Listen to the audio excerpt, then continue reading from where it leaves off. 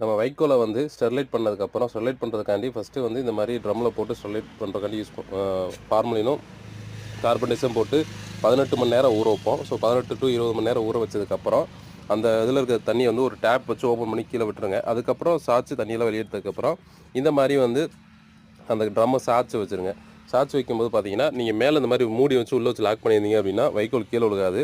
One side மட்டும் கல் வச்சுட்டு அதுக்கப்புறம் பார்த்தீங்க அப்படின்னா ட்ரம் இந்த மாதிரி சாய்ச்சி வைங்க. இந்த மாதிரி சாய்ச்சி வச்சிங்க அப்படின்னா தண்ணி இன்னும் கொஞ்சம் நல்லா ட்ரை ஆகும்.